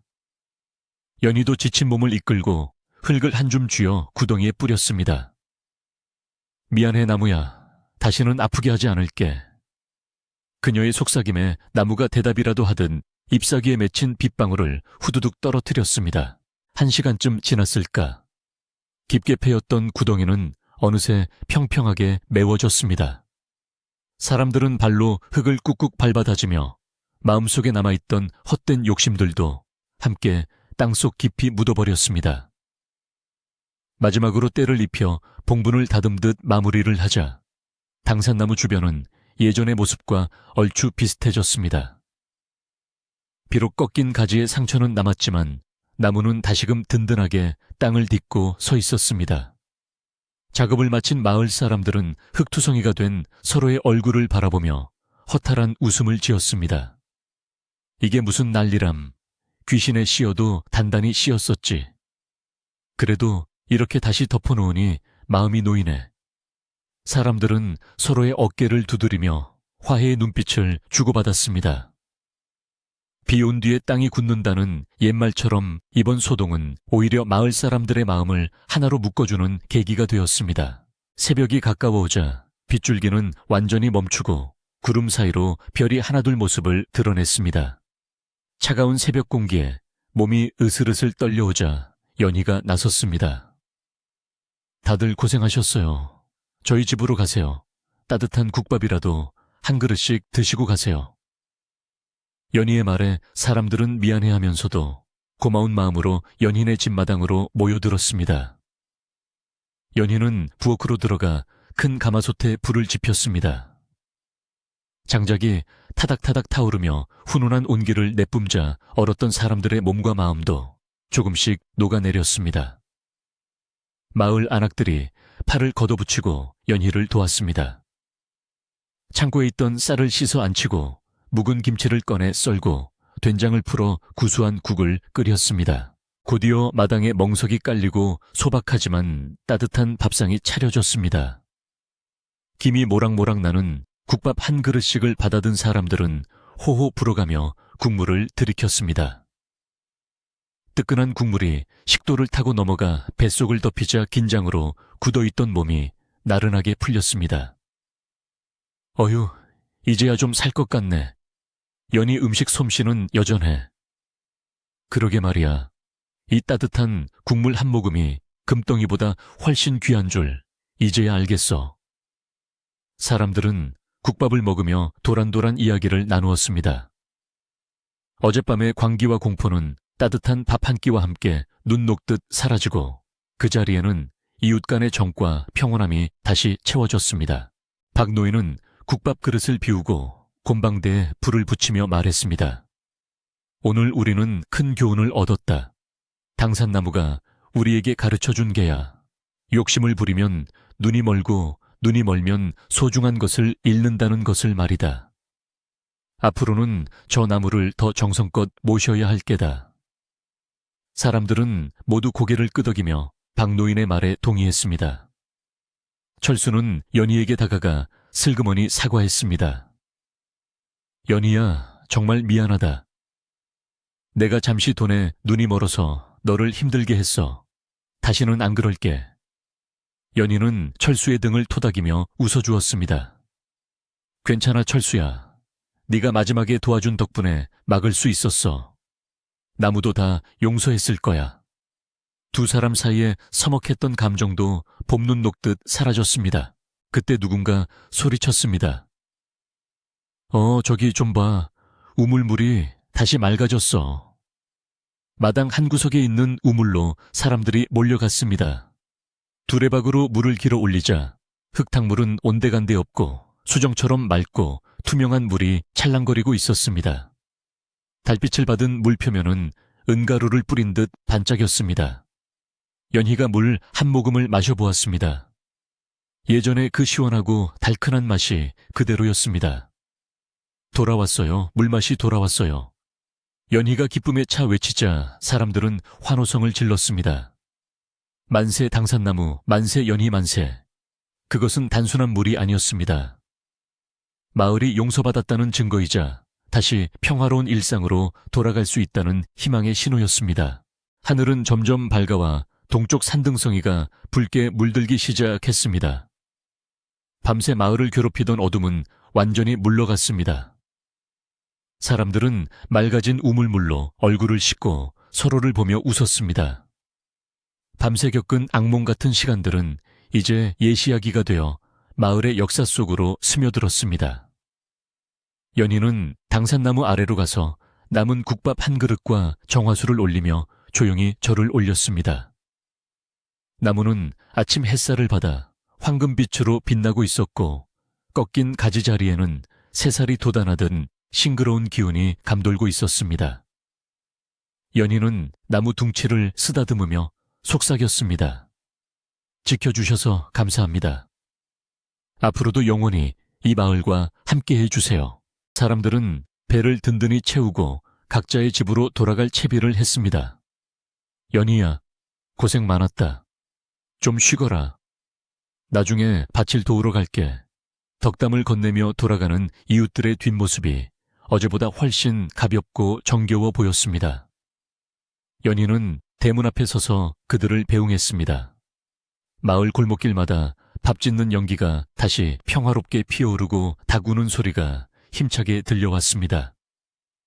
운곡리는 다시 예전의 고요하고 아름다운 상골마을로 돌아왔습니다.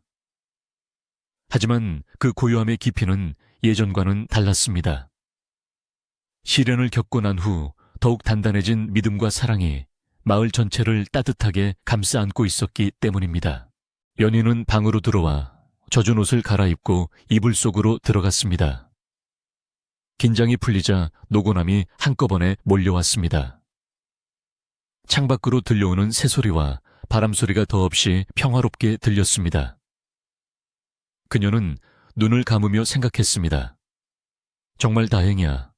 모든 게 제자리로 돌아와서. 소미불의 포근한 감촉이 지친 몸을 부드럽게 감싸주었고 그녀의 입계에는 옅은 미소가 번졌습니다.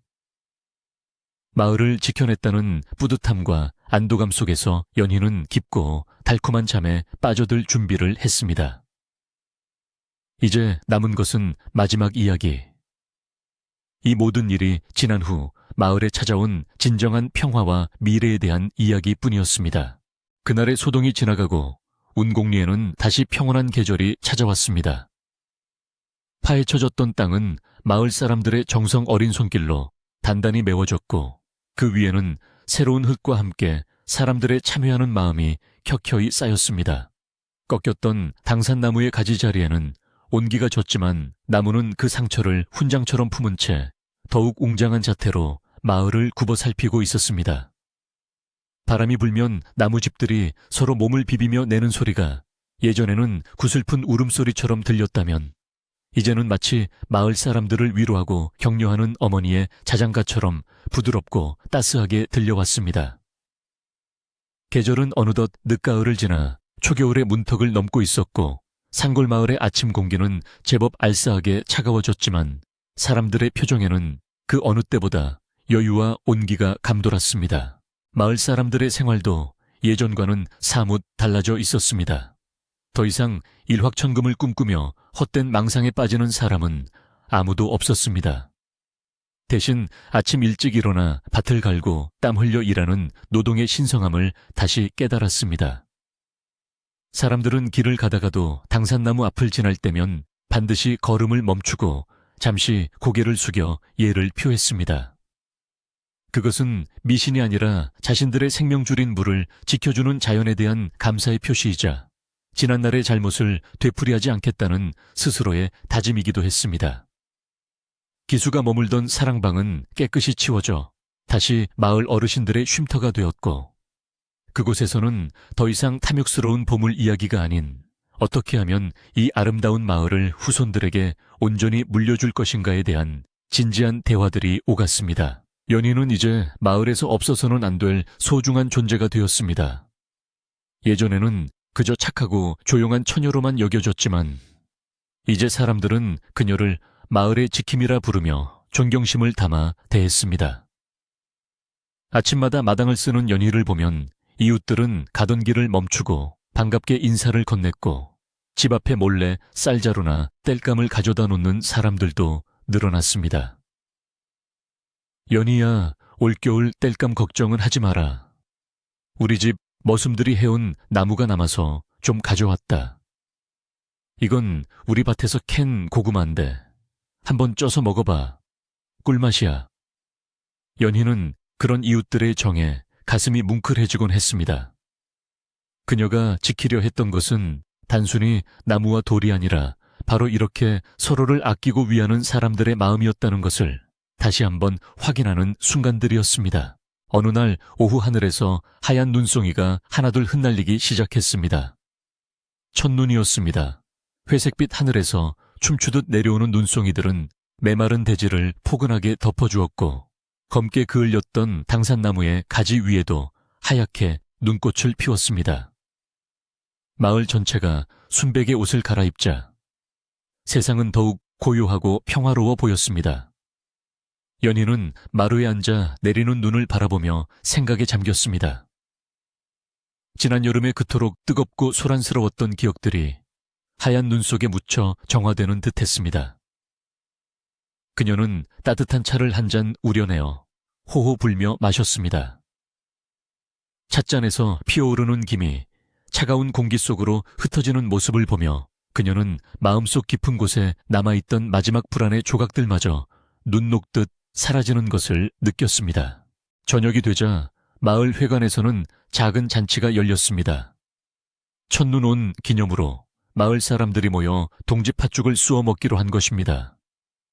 커다란 가마솥에 붉은 팥을 삶고 찹쌀로 빚은 새알심을 동동 띄워 끓인 팥죽 냄새가 온 마을에 구수하게 퍼져 나갔습니다. 자, 뜨거울 때 한 그릇씩 드세요. 애구는 물러가고 복만 들어오라고 먹는 겁니다. 아주머니들이 국자로 팥죽을 듬뿍 퍼서 그릇에 담아주었습니다. 김이 모락모락 나는 팥죽을 받아든 사람들의 얼굴에는 행복한 미소가 번졌습니다. 뜨거운 죽을 후루룩 불어가며 먹는 소리, 시원하다 하며 감탄하는 소리, 아이들의 웃음소리가 어우러져 마을 회관은 훈훈한 열기로 가득 찼습니다. 박노인은 따뜻한 아랫목에 앉아 아이들을 불러 모았습니다. 얘들아, 이 팥죽을 먹기 전에 할아비가 해줄 이야기가 있다. 아이들은 똘망똘망한 눈망울로 박노인을 쳐다보았습니다. 박노인은 지난 여름에 있었던 일을 아이들의 눈높이에 맞춰 옛날 이야기처럼 들려주었습니다. 옛날의 사람들이 욕심에 눈이 멀어 소중한 보물을 버리고 돌덩이를 주우려 했단다. 하지만 그 돌덩이가 사실은 우리 마을을 살리는 진짜 보물이었지. 그 보물이 뭔지 아느냐? 아이들이 고개를 갸웃거리자 박노인은 허허 웃으며 말했습니다. 그건 바로 맑은 물과 서로를 위하는 마음이란다. 금은 쓰면 없어지지만 맑은 물과 착한 마음은 나누면 나눌수록 더 맑아지고 커지는 법이지. 아이들은 고개를 끄덕이며 박노인의 말을 가슴에 새겼습니다. 잘못된 전설이 바로잡히고 올바른 가치가 다음 세대로 전해지는 순간이었습니다. 철수도 잔치에 와서 굳은 일을 도맡아 하고 있었습니다. 그는 장작을 패고 무거운 짐을 나르며 부지런히 움직였습니다. 땀을 뻘뻘 흘리며 일하는 그의 모습은 듬직하기 그지없었습니다. 잠시 쉴 틈이 생기자 철수는 연희에게 다가와 갓 구운 군고구마를 건넸습니다. 연희야, 이거 좀 먹어봐. 아궁이 잔불에 구워서 아주 달 거야. 연희는 고구마를 받아들고 빙그레 웃었습니다. 고마워 철수야. 너도 좀 쉬엄쉬엄해. 두 사람은 말없이 나란히 앉아 내리는 눈을 바라보았습니다. 굳이 많은 말이 필요 없었습니다. 그저 곁에 있어 주는 것만으로도 위로가 되고 힘이 되는 친구가 있다는 사실에 감사할 뿐이었습니다.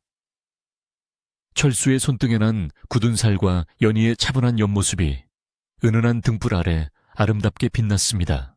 밤이 깊어지자 마을 사람들은 하나둘 집으로 돌아갔습니다. 눈은 그칠 줄 모르고 계속해서 내려 발목까지 쌓였습니다. 조심해서 가세요. 내일 아침에 눈 치우러 나옵시다. 서로 인사를 나누며 흩어지는 사람들의 발자국 소리가 뽀드득 뽀드득 눈길 위에 새겨졌습니다. 연희도 집으로 돌아왔습니다. 차가운 밤 공기 속에 서 있는 당산나무는 하얀 눈을 뒤집어 쓰고 마치 거대한 설산처럼 신비롭게 보였습니다. 연희는 나무에게 다가가 작게 속삭였습니다. 나무님, 팥죽 드셨어요. 마을 사람들이 나무님 몫으로 한 그릇 떠서 뿌리에 부어드렸대요. 올겨울 따뜻하게 보내세요. 그녀는 나무를 살아있는 어른처럼 대하며 정성을 다했습니다. 방으로 들어온 연희는 호롱불을 켜고 자리에 앉았습니다. 창호지 문 너머로 들려오는 바람소리가 윙윙거렸지만 방 안은 온돌의 열기로 따뜻했습니다. 그녀는 문득 서랍 깊숙이 넣어두었던 할아버지의 낡은 고서를 다시 꺼내 들었습니다. 그리고 먹을 깔아 붓을 들었습니다. 책의 마지막 페이지에 새로운 기록을 남기기 위해서였습니다. 그녀는 정갈한 글씨로 한자 한자 정성껏 써 내려갔습니다. 모년 모월 마을에 큰 욕심이 들어와 나무가 다치고 물이 흐려졌으나 사람들의 뉘우침과 합심으로 다시 맑아졌다. 당산나무 아래 묻힌 것은 돌이 아니라 우리들의 양심이니 후손들은 부디 이 마음을 잊지 말라. 붓을 놓은 그녀의 얼굴에는 비로소 완전한 안도감이 서렸습니다. 이제 이 이야기는 전설이 되어 먼 훗날까지 마을을 지켜줄 것입니다. 연희는 이불을 깔고 누웠습니다. 소미불에 묵직하면서도 포근한 감촉이 하루의 피로를 부드럽게 감싸 안았습니다. 천장을 바라보며 그녀는 지난 시간들을 되돌아보았습니다. 두려움에 떨었던 밤들, 절망적이었던 순간들, 그리고 기적처럼 찾아온 평화. 그 모든 과정이 마치 꿈만 같았습니다. 하지만 그것은 꿈이 아니라 현실이었고 그 현실을 이겨낸 힘은 바로 평범한 사람들의 마음속에 숨어있던 선한 의지였습니다. 연희는 눈을 감으며 기수 아저씨를 떠올렸습니다. 그도 어딘가에서 이 밤을 보내고 있을 것입니다. 부디 그도 자신의 잘못을 깨닫고 황금보다 더 소중한 가치를 찾았기를 마음속으로 빌어주었습니다. 미움 대신 용서를 택한 연희의 마음은 겨울 밤하늘의 별처럼 맑고 투명했습니다. 밖에서는 여전히 한방눈이 내리고 있었습니다. 소리 없이 쌓이는 눈은 세상의 모든 모난 것들을 둥글게 감싸고 시끄러운 소리들을 잠재웠습니다. 운곡리의 밤은 깊어만 갔고 집집마다 꺼진 불빛 아래서는 사람들이 단잠에 빠져들었습니다. 아기의 새근거리는 숨소리, 노부부의 나지막한 기침소리, 외양간 소의 되새김질 소리만이 가끔씩 정막을 깨트릴 뿐 마을은 완벽한 고요 속에 잠겨 있었습니다. 당산나무도 가지를 축 늘어뜨린 채 깊은 겨울잠에 들 준비를 하고 있었습니다. 그 나무의 깊은 뿌리 아래 수백 년을 지켜온 여과석 사이로 맑고 깨끗한 물은 쉬지 않고 흐르고 또 흘러 마을 사람들의 꿈속까지 시원하게 적셔주고 있을 것입니다. 이제 연희도 깊은 잠에 빠져듭니다. 그녀의 꿈속에는 아마도 따뜻한 봄날 꽃이 만발한 당산나무 아래서 마을 사람들과 함께 웃으며 춤추는 풍경이 펼쳐지고 있겠지요. 이 깊은 산속 작은 마을의 비밀은 이제 더 이상 비밀이 아닙니다. 그것은 누구나 알고 있지만 아무나 가질 수 없는 맑은 마음을 가진 사람들만이 누릴 수 있는 축복이 되었습니다. 욕심을 버리고 서로를 위할 때 비로소 보이는 진짜 보물. 운곡리 사람들은 그 보물을 가슴에 품고 오늘 밤도 평온하게 잠들었습니다. 어둠이 짙게 깔린 이 밤, 여러분도 마음속에 무거운 짐이 있다면 저 눈 내리는 운곡리 마을 어귀 당산나무 아래에 내려놓으시길 바랍니다. 차가운 눈이 그 짐을 덮어주고 따뜻한 봄이 오면 그 자리엔 희망의 싹이 트겠지요. 세상이 아무리 소란스럽고 험하게 변해도 지켜야 할 것을 지키는 사람들의 마음이 있는 한, 우리네 삶은 여전히 따뜻하고 아름다울 것입니다. 오늘 들려드린 운곡리의 이야기 어떠셨나요? 맑은 물소리와 타닥거리는 장작불 소리가 귓가에 맴도는 듯 하지 않으신가요? 이제 창밖을 한번 보세요. 어쩌면 여러분의 창밖에도 평온한 밤눈이 내리고 있을지도 모릅니다. 부드러운 이불의 감촉을 느끼며 편안하게 숨을 고르세요. 걱정은 내일로 미루고 지금은 그저 이 따스한 평화 속에 머무시길 바랍니다. 오늘 밤도 부디 편안하고 깊은 잠 주무시길 바랍니다. 안녕히 주무십시오.